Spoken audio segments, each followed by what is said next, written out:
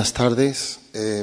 Agradezco esta invitación por parte de ACESE.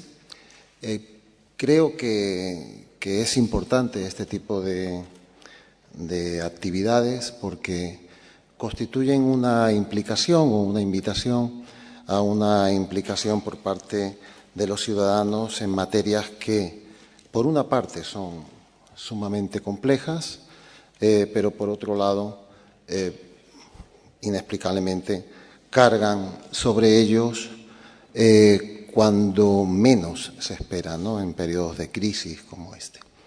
A ver, me voy a permitir, porque he oído todo tipo de cuestiones técnicas y tal, que son precisas, pero me voy a permitir un momento bromear sobre este tema para que se entienda definitivamente. Imaginen que viven aquí en Madrid y suelen comprar pan. Cuando pasan 15 años que están comprando pan en la misma panadería, un día llega el panadero a casa y os dice: oye, me debes 15.000 euros. ¿Perdona? Sí, es que, mira, llevas comprando pan en la panadería 20 años y, bueno, yo no tenía bien cubierto el coste del pan, ¿sabes? Había un tema con la levadura, la harina, bueno. Oye, que mira, que me debes 15.000 euros. No, no te debo nada porque yo te he pagado el pan. No, sí, mira, esto es un tema. Hay un déficit de cobertura en la fabricación del pan. Hay una normativa que aprueba este déficit y me debes esta cantidad de dinero. Bien, esto, para cualquiera que tenga una pequeña formación jurídica, es de fácil solución. Pero hace falta saber un poquito de derecho. ¿Por qué no hay que pagar una vez que uno ya ha pagado? ¿Qué efecto? ¿Qué es lo que sucede? ¿Es un tema mágico? ¿Es un tema, es una costumbre? ¿Hay alguna regulación que establezca esto? Sí la hay. Es una regulación que existe. Se llama precio. ¿Qué es el precio de algo? ¿Qué significa que uno paga un precio de unos zapatos, de una comida, de la luz que consume? Que el precio libera, es liberatorio.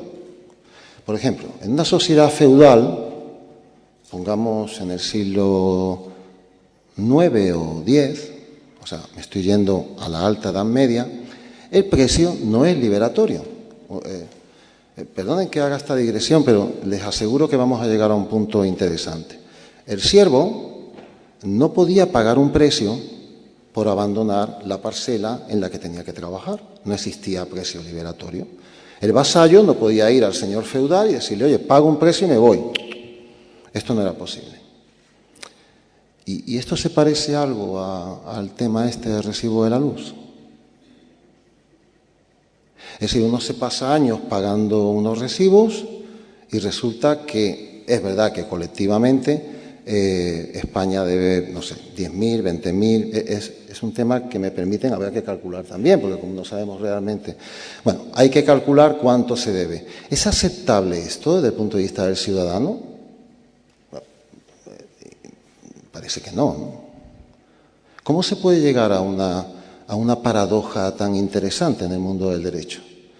Yo soy administrativista, es decir, antes de ser magistrado fui profesor titular de Derecho Administrativo y en el ámbito del Derecho Administrativo estos enjambres normativos son algo usual. Ahora, aquí hay una particularidad que tiene que ver con esto de la liberación por el pago del precio, y es que consiste en que los ciudadanos se pueden pasar muchos años pagando un servicio y, sin embargo, deben dinero. El Código Civil se preocupa un poco de esta materia. Es decir, ¿qué sucede si, por ejemplo, el arrendatario quiere pagarle al arrendador la totalidad de la renta y el arrendador se niega? Uno debe una renta de 100 euros mensuales y el arrendador solamente cobra 60. ¿Puede hacer algo el arrendatario? Es interesante saber esto, porque si yo le quiero pagar al arrendador y él se niega a cobrarme, después, pasado el tiempo, pasado 10 años o 5 años, pongámonos en el límite de los contratos de arrendamiento, puede decir, oye, que me debes, que no me pagaste todo. Oye, pero yo te quise pagar, ya, pues yo qué sé, me da igual. Me debes esta cantidad de dinero. Para evitar este tipo de cosas, el derecho también inventa instituciones. Si no las tuviera, no lo podríamos resolver. Ya sé que son cuestiones muy básicas, pero las tiene resueltas. Se llama la consignación. Es decir, que si yo quiero pagar y el acreedor se niega a que cobre, yo consigno en el juzgado. Pero ¿los ciudadanos pueden consignar esto? ¿Puede coger el consumidor, ir a un juzgado, oye, voy a consignar porque es que yo no quiero deber más? No podrían, porque no se sabe qué se debe. ¿Quién determina lo que se debe? Este es otro principio jurídico interesante. Todos sabemos, ya sé que estoy ante un público que no tienen por qué ser ni mucho menos juristas. Yo espero que haya pocos, porque será más afortunado para ustedes no tener la cabeza llena de normas y de paradojas de este tipo, ¿no? Por eso hago esta digresión básica, ¿no? Es decir, ¿quién establece las relaciones jurídicas? Es decir, porque hemos quedado en que no se sabe lo que hay que pagar y un buen día el Estado, a través de unas corporaciones, puede decir a los ciudadanos que tienen que pagar un dinero. La unilateralidad en el establecimiento de la prestación es algo no querido por el sistema jurídico. Esto no lo quiere el derecho. Es decir, no puede quedar el contenido de una obligación al arbitrio, a la arbitrariedad de una de las partes. Y digo arbitrariedad porque sería lo que esa parte quisiera. Hay una excepción a esto. Es importante tenerla en cuenta. Cuando la materia es de servicio público. Es decir, en el ámbito de los servicios públicos, en Europa, a partir de un autor fundamentalmente, por lo que hace referencia a mi cultura jurídica, que se llama Léon Duguay, se establecen ámbitos donde la exorbitancia del Estado y del servicio público cobra sentido y dice, no, el precio lo establezco yo. No, yo sé lo que hay que hacer, yo me encargo de todo esto y usted pagará un precio reglamentario que será el que yo establezca. Incluso, en ese sentido, la teoría del servicio público se tiene que sustentar en todo momento en que ese precio tiene sentido, tiene viabilidad, proporcionalidad económica y un marco, que es el marco en el que siempre se tienen que mover las instituciones, que es al que yo llamo, y la doctrina en general llama, legitimidad.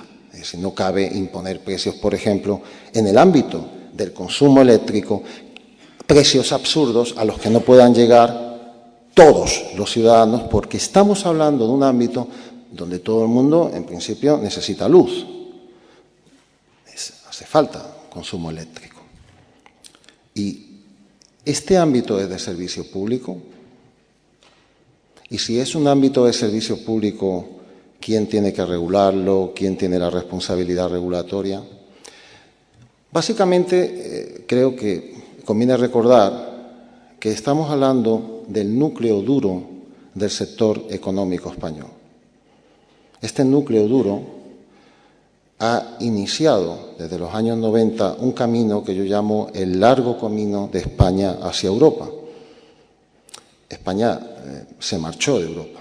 Después de la Guerra Civil, España abandona en parte ese camino que nos debe conducir a no ser todo aquello, como decía Albert Camus, que sucede al sur de los Pirineos. Y todo aquello que sucede al sur de los Pirineos, Albert Camus decía que no era Europa.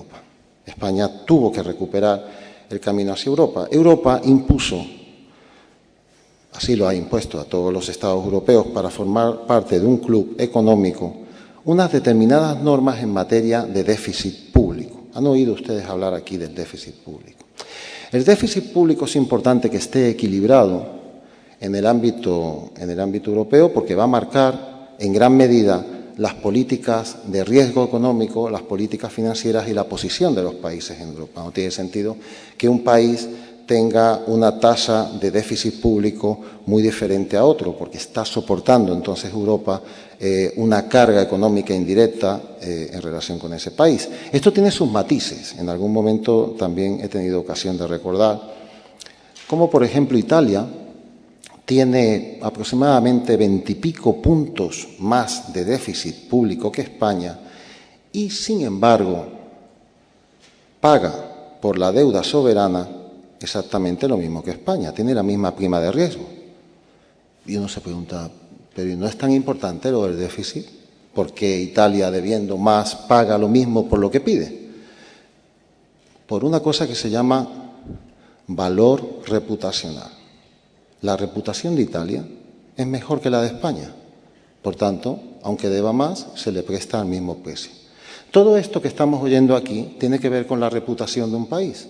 Un país que organiza este circo, y no, de verdad, no voy a entrar, una cosa, ya lo han explicado perfectamente, un país que organiza este circo no puede tener reputación. Primero uno se tiene que preguntar, ¿pero y por qué? Segundo, uno se tiene que preguntar, ¿para qué? Esto del para qué es más importante que el por qué. Y finalmente uno tiene que preguntarse, ¿cómo es posible? Bueno, ¿por qué? El por qué tiene que ver con que efectivamente los gobiernos de Felipe González pusieron en marcha la liberalización de este sector. Se fue por cuartas partes, por tramos de 25%, y el último tramo, casualidades de la política, lo culmina un político que se llama José María Aznar, al frente de un gobierno en el que estaba el Partido Popular. Tómense esto como una casualidad. Me llegó en el último tramo. El último tramo, lo interesante que tiene, es que coloca al frente de todas y cada una de estas empresas a determinadas personas que, también la casualidad, estaban especialmente allegadas a la personalidad de este político. No, obviamente no tengo nada que... en el nivel comparativo entre los gobiernos de González y los gobiernos de Aznar, no tengo nada claro cómo habría que hacer un óptimo, puesto que en los gobiernos de González pasaron otras cosas. Pero es verdad que en este sector hubo una cierta inclinación a poner al frente de las grandes empresas, porque estamos hablando del core, del núcleo fundamental del país. Sector energético, sector de las telecomunicaciones, Telefónica, Tabacalera, no sé si recuerdan, Argentaria, es el núcleo fundamental, estratégico, económico del país. Bien, en este último cuarto de lo que se vino a llamar capitalismo popular, se culminó la liberalización. Os han explicado cómo la liberalización efectiva en este ámbito hace referencia a la generación de la energía. Curiosamente, cuando se habla posteriormente del transporte y la distribución, ahí no es exactamente que no haya liberalización, sino que hay una intervención a través de la corporación que de hecho elimina la liberalización. Este es el por qué se llega a una situación así. El por qué en el sentido del sustrato, es decir, del marco en el que de pronto ya no estamos aparentemente ante un servicio público, sino ante un ámbito en el que pasamos de ser usuarios del servicio público a ser consumidores del servicio público. Se dan cuenta que esto es como la magia. Esto parece magia. De hecho, yo de verdad, sinceramente, creo que el derecho en gran medida sigue siendo algo medio taumatúrgico. Porque es mentira. Esto sigue siendo un servicio público. Desde el punto de vista de lo que es mi formación, porque salgan 4 leyes y no le llamen servicio público, yo no voy a acabar pensando que no lo es. ¿Por qué es un servicio público? Porque es esencial para la comunidad. Porque desde todos los criterios fundamentales que se establecieron en la tesis del servicio público, tesis que se sigue manteniendo, por ejemplo, en Francia. En Francia, el ámbito del derecho administrativo no es como aquí. El ámbito del derecho administrativo aquí, por motivos que ahora yo no puedo explicar, pero que tienen que ver con todo este barullo, aquí es derecho administrativo el acto administrativo que está sujeto estatutariamente a lo que diga el derecho administrativo. ¿Lo han oído esto? Es derecho administrativo, por tanto, lo que diga el derecho administrativo porque está sujeto a la jurisdicción contenciosa administrativa. Por tanto, todo acto de la administración pública que está sujeto a esa jurisdicción se convierte en derecho administrativo. Esto no tiene sentido porque es totalmente arbitrario. Es una traducción, mala traducción, de la teoría del derecho administrativo que en su momento hizo Eduardo García Enterría y aquí pasó como si nada en el último en el último tramo del franquismo en un esfuerzo importante por generar principio de legalidad en el ámbito jurídico español. Bueno, esto es aceptable, se genera una doctrina según la cual todos los actos de la administración pública que están sujetos a la jurisdicción contenciosa administrativa son derecho administrativo. Y se olvida algo muy importante, pues que no es así, que será derecho administrativo lo que tenga que depender de normas muy especiales cuando estemos ante un servicio público y que la conceptualización del servicio público no va a depender de lo que usted ponga en la norma. Aquellos servicios que sean esenciales para la comunidad son servicio público. Y bueno, ¿a qué viene todo esto? ¿Por qué todo esto tiene importancia, lo que estoy diciendo ahora, o realmente es algo que no es muy relevante? Yo entiendo que sí. Ahora venimos al para qué. La liberalización del sector energético puede tener un sentido económico válido. Fundamentalmente se hizo por motivos de déficit público, para poder llegar a Europa en un canon de déficit que nos pudiera acercar allí. Pero no puede implicar nunca, por ejemplo, que se le prive a alguien del servicio. Así de claro, la luz no se puede cortar, habrá que ver. No puedes privar a alguien puedes dejar a una señora de 30 años con 2 niños, uno de 4 años y otro de 2, sin luz a 0 grados, no la puedes cortar.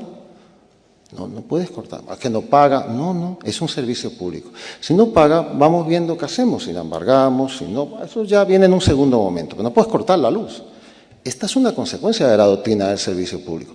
Sé perfectamente que si estuviera aquí alguien de una corporación, diría, hostia, ya está el Elpidio contando unas historias tremendas, ¿no? Ahora dice que no se puede cortar la luz si no se paga. Lo voy a repetir, es un servicio público. No puede cambiar la categorización de servicio público porque tengamos que acercarnos a Europa por motivos de déficit y no sé qué historias más. Y por tanto, los mecanismos para llevar a cabo el cobro los tendrá usted que determinar de otra manera. Esto pasa en el ámbito sanitario y la gente no se escandaliza tanto. Si una persona se está medio muriendo, ya sé perfectamente que el otro día hubo un hecho lamentable de un niño que falleció, pues porque no sé qué pasó con las ambulancias y tal. Pero vamos a ver, esto fue una barbaridad y posiblemente dé lugar a un procedimiento penal por un posible delito de homicidio, de omisión de socorro. Pero bueno, en términos generales todo el mundo sabe que si alguien se acerca a un hospital y se encuentra gravemente enfermo hay que atenderle. Lo del pago, eso vendrá después. Pues este es el ámbito del servicio público. ¿Cómo es posible que esta noción de servicio público estuviera bien ganada a principios del siglo XX y ahora la hemos perdido? Esto tendría que darnos lugar a pensar. Y este es el cómo es posible. ¿Cómo es posible que los ciudadanos y las ciudadanas no se hayan enterado de un tema como este? ¿Cómo es posible que aquí se haya ido acumulando una deuda? Vamos a imaginar que está bien montada. Es que me da igual lo del cálculo, respeto muchísimo lo del cálculo, pero es que me da igual cómo está el cálculo. ¿Cómo se puede llegar a una deuda de 35, 30.000, 20.000 millones de euros? ¿Y cómo puede ser posible, además, que alguien que está al frente de una corporación diga o insinúe que haya un tercer rescate en España que yo quiero cobrar lo mío? ¿Pero qué es esto? ¿Pero qué es esto? ¿Cómo se puede llegar a una situación así? Para llegar a una situación así es evidente que la ciudadanía tiene que haberse desmovilizado, tiene que haberse ausentado de sus intereses, porque si uno está pendiente de sus intereses, a esto es difícil llegar. Es evidente que los mediadores, los distintos actores sociales, no han actuado con la debida eficacia.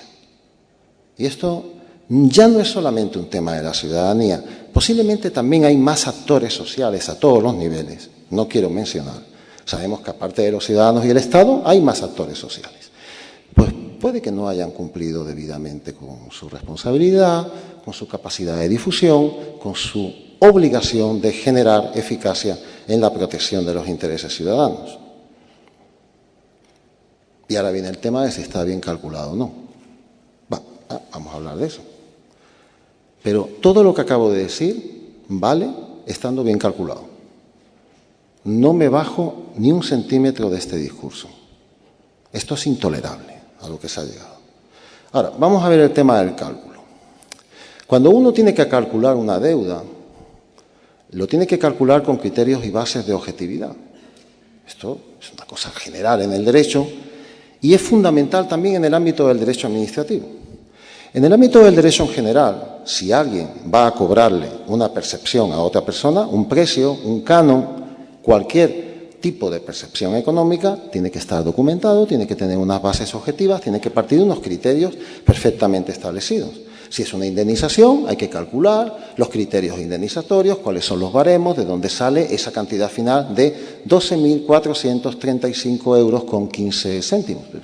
Hay que fundamentarlo. No cabe la posibilidad, por ejemplo, en un accidente de tráfico, que llegue el damnificado, una persona a la que pueden haber atropellado y se halla tetrapléjica en una silla de ruedas y diga, dame más o menos 300.000. No. El derecho no funciona así. ¿Por qué? Porque el derecho no quiere que haya arbitrariedad. Vuelvo a repetir, la concreción de una deuda no puede quedar al arbitrio de una de las partes. Si queda al arbitrio de una de las partes, no estamos en el derecho, estamos en otra cosa. Estaríamos en una especie de sistema jurídico autoritario o jurídico totalitario, según el número de personas a las que afectase, que implicaría que la declaración de uno se impone para los otros. Esto vale también para el ámbito del derecho administrativo. Hay varios mecanismos que tiene el derecho administrativo para que esto no suceda. Uno se llama presupuesto de hecho. La Administración, en el precio regulado, esto sería un ámbito de precio regulado, tendría que ser un ámbito de concesión administrativa, pero como no es propiamente servicio público, porque la norma rompió el criterio, sería un ámbito de precio regulado. Podría también no ser un ámbito de concesión administrativa porque cabe la posibilidad de que la gestión de los servicios públicos no se lleve solamente por el mecanismo de la concesión. Pero bueno, al margen de todo esto, la Administración tiene que establecer presupuestos de hecho para poder actuar, para poder establecer un precio, por ejemplo, el precio de la energía. Tiene que partir de algo, no puede hacerlo porque sí. Ese criterio sería antieconómico y hemos quedado en que hemos liberalizado. Pero también antes, cuando era servicio público, hemos quedado que tiene que haber una legitimidad en la imposición del precio. Y no puede haber legitimidad si no se parte de unos mínimos criterios de sometimiento a datos objetivos. ¿Qué pasa aquí? Pues aquí pasa sencillamente que el precio lo imponen un conjunto de entidades que forman un bloque, que eran las mismas. Esto es una cosa curiosa del IBEX. El IBEX es como la Inmaculada respecto de la democracia, no está tocado. Salvo dos empresas, todo lo que hay en el IBEX es del franquismo. Es curioso, porque bueno, poca capacidad de creación de empresas ha generado en el proceso democrático. Puede ser que en España la democracia no incentive el criterio empresarial.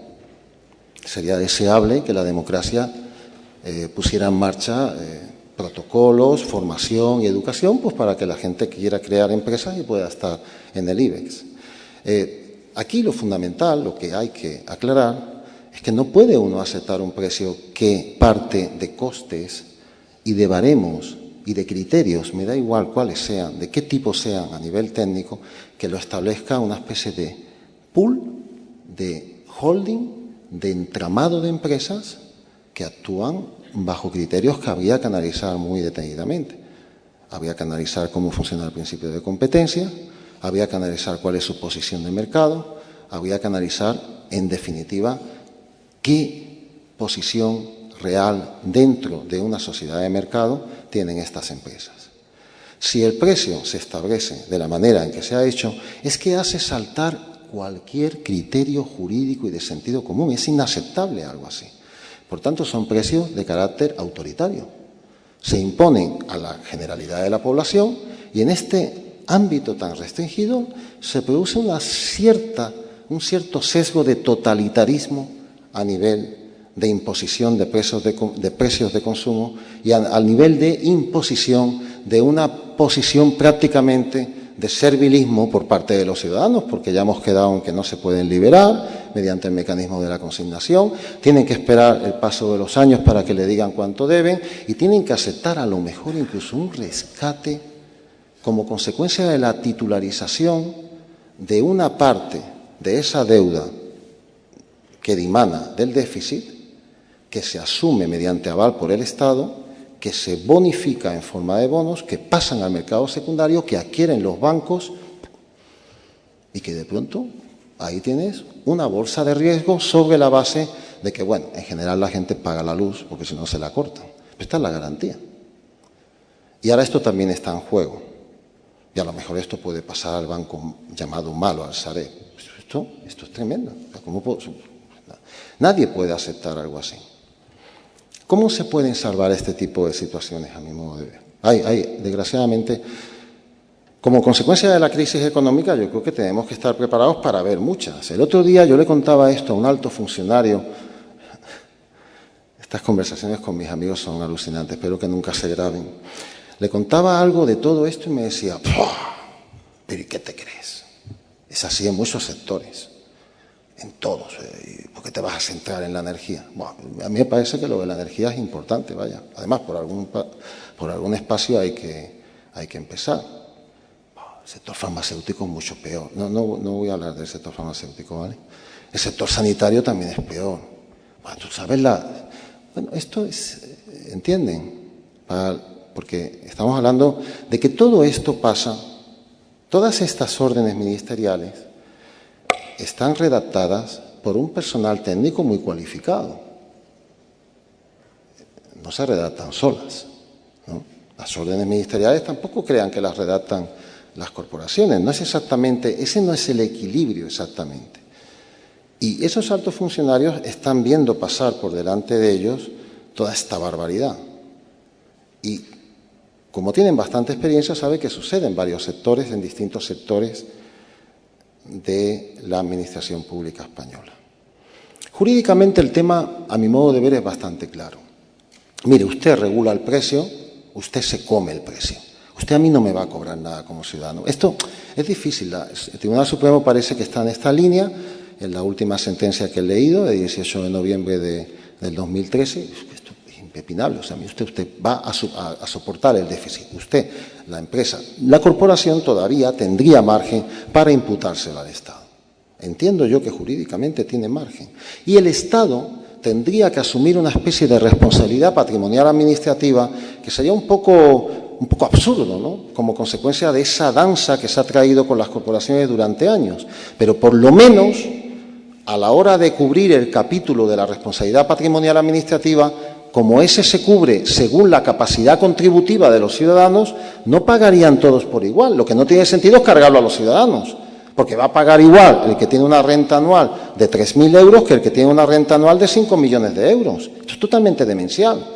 Soporte usted mediante el mecanismo de la responsabilidad patrimonial, si es que procede, y se distribuirá esta especie de aberración, si quieren ustedes llamarlo de una manera, de déficit, de una manera proporcional y correspondiente a la capacidad contributiva de los españoles. Ahora bien, con esto no resolvemos nada, porque soportaría al Estado intereses corporativos que puede que no tengan ningún sentido. ¿Cómo se puede resolver? ¿A dónde se puede llegar para resolver algo así?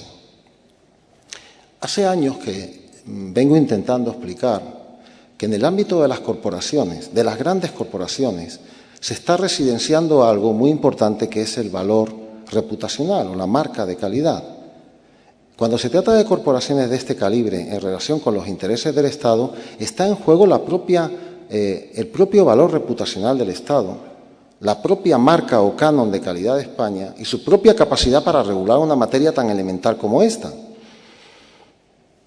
Por tanto, con esto quiero decir que cuando se soporta un valor reputacional por una gran corporación, ya sea Coca-Cola, Banco Bilbao Vizcaya, Santander o cualquiera de estas empresas, o cualquier gran empresa alimentaria o cualquier gran holding farmacéutico, tiene que haber protocolos de actuación, protocolos de compliance, como se suele llamar en la doctrina anglosajona, muy severos, sobre todo cuando todo esto puede terminar en una comunicación a un ciudadano de que debe una cantidad de dinero que él desconocía que debía. Estos protocolos deben de gozar de un nivel de transparencia eminente, clara. Estos protocolos deben ser públicos en la medida indispensable.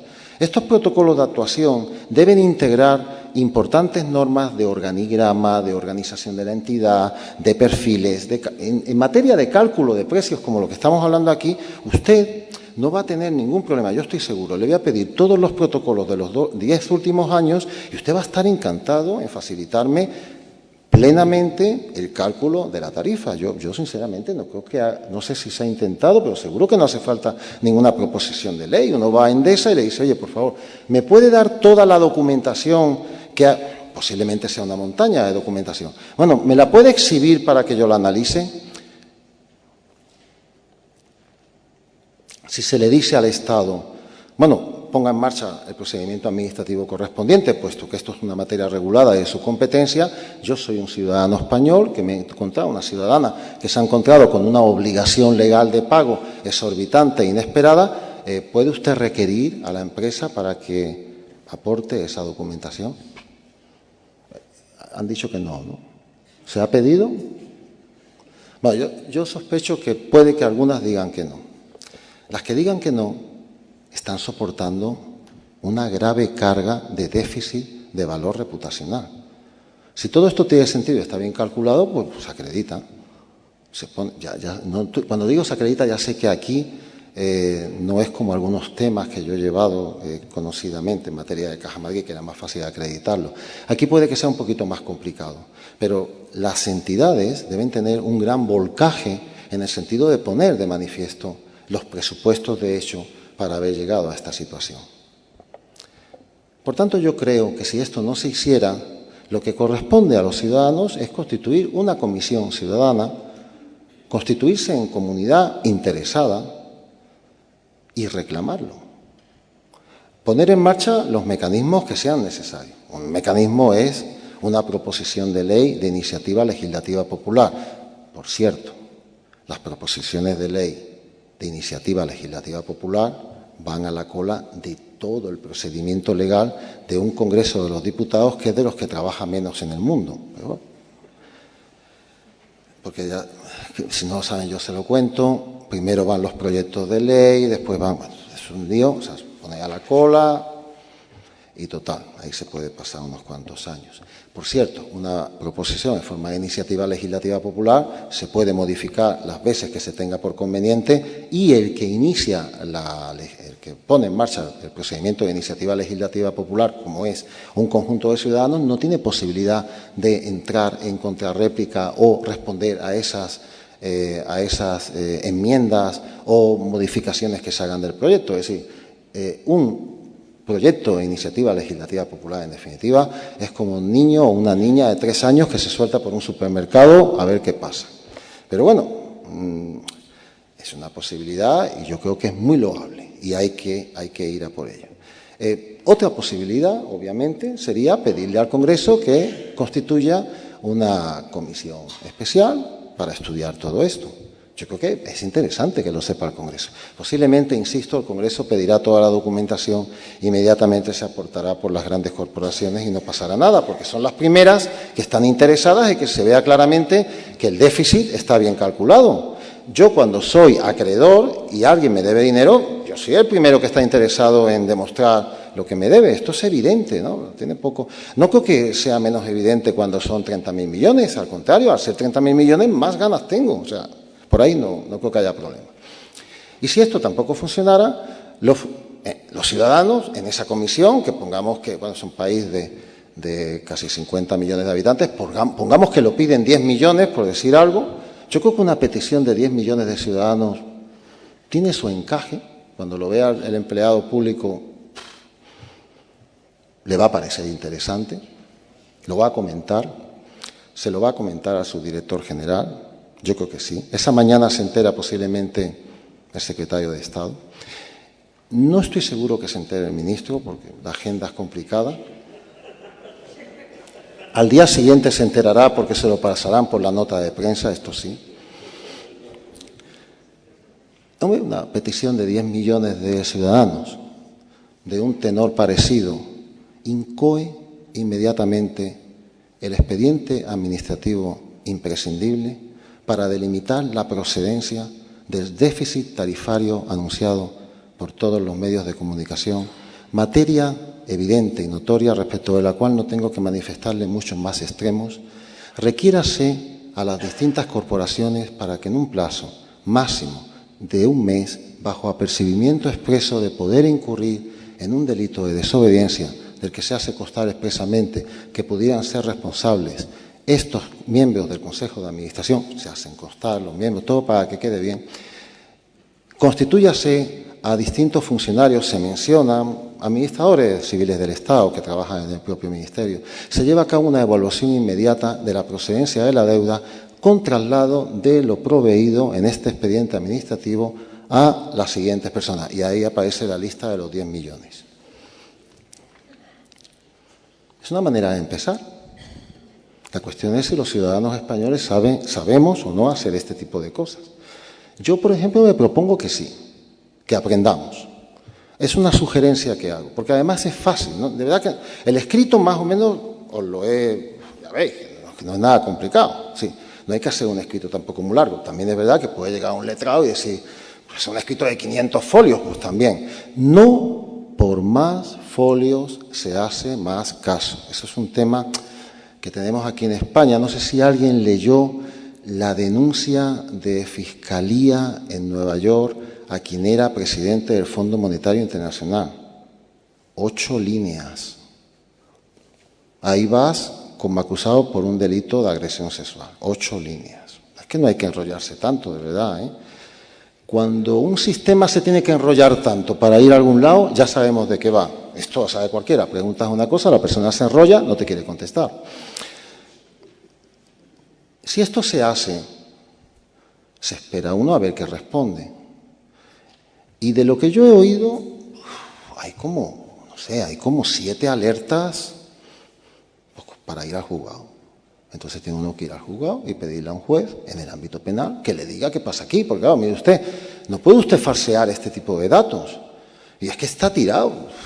O sea, aporte la documentación porque si no, no lo entiendo. Es una posible privación de bienes inadecuada a ciudadanos mediante resoluciones que sucesivamente se han podido ir adoptando y nos introducen varios ámbitos penales que no voy a señalar, pero que estoy convencido que no ha sucedido nada de eso. Yo estoy convencido de que en poco tiempo se pondrá en marcha una vía de petición, contestarán, se acreditará todo y sabremos que posiblemente el déficit está mal calculado, que se han equivocado, nos devolverán a cada uno de los ciudadanos 4 o 5.000 euros que hemos pagado de más durante 20 o 30 años y esto terminará aquí. Muchas gracias.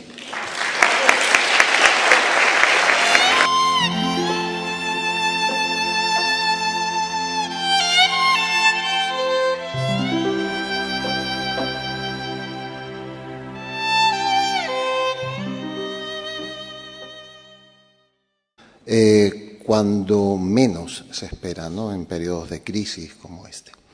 A ver, me voy a permitir, porque he oído todo tipo de cuestiones técnicas y tal, que son precisas, pero me voy a permitir un momento bromear sobre este tema para que se entienda definitivamente. Imaginen que viven aquí en Madrid y suelen comprar pan. Cuando pasan 15 años que están comprando pan en la misma panadería, un día llega el panadero a casa y os dice, oye, me debes 15.000 euros. ¿Perdona? Sí, es que, mira, llevas comprando pan en la panadería 20 años y, bueno, yo no tenía bien cubierto el coste del pan, ¿sabes? Había un tema con la levadura, la harina, bueno. Oye, que mira, que me debes 15.000 euros.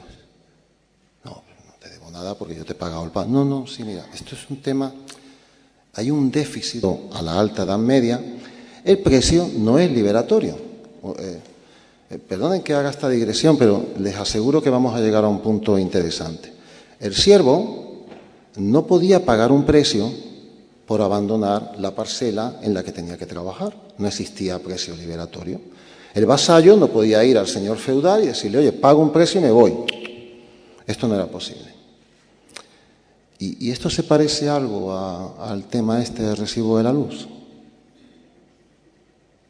Es decir, uno se pasa años pagando unos recibos y resulta que es verdad que colectivamente España debe, no sé, 10.000, 20.000, es un tema que me permiten, habrá que calcular también, porque como no sabemos realmente, bueno, hay que calcular cuánto se debe. ¿Es aceptable esto desde el punto de vista del ciudadano? Bueno, parece que no. ¿Cómo se puede llegar a una paradoja tan interesante en el mundo del derecho? Yo soy administrativista, es decir, antes de ser magistrado, fui profesor titular de Derecho Administrativo y en el ámbito del Derecho Administrativo estos enjambres normativos son algo usual.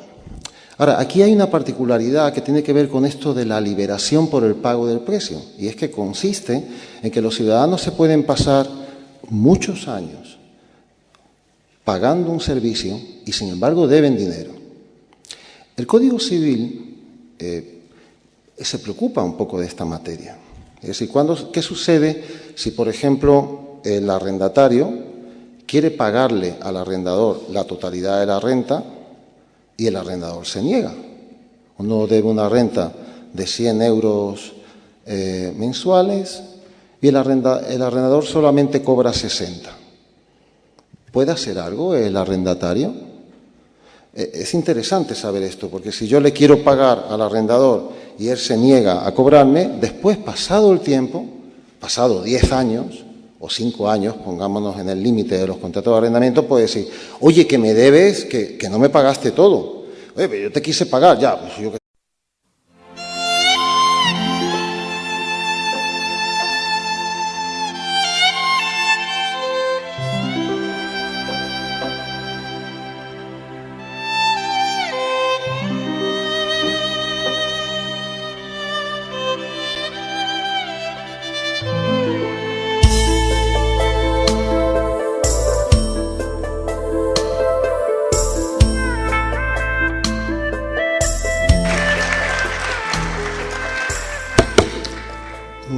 Buenas tardes.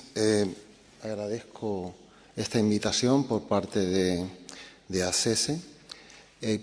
Creo que es importante este tipo de actividades porque constituyen una implicación o una invitación a una implicación por parte de los ciudadanos en materias que, por una parte, son sumamente complejas, pero por otro lado, inexplicablemente cargan sobre ellos de cobertura en la fabricación del pan.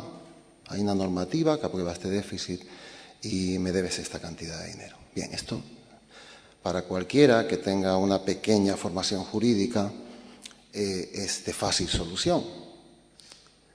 Pero hace falta saber un poquito de derecho. ¿Por qué no hay que pagar una vez que uno ya ha pagado? ¿Qué efecto? ¿Qué es lo que sucede? ¿Es un tema mágico? ¿Es un tema, es una costumbre? ¿Hay alguna regulación que establezca esto? Sí la hay. Es una regulación que existe. Se llama precio. ¿Qué es el precio de algo? ¿Qué significa que uno paga un precio de unos zapatos, de una comida, de la luz que consume? Que el precio libera, es liberatorio. Por ejemplo, en una sociedad feudal, pongamos en el siglo IX o X, o sea, me estoy yendo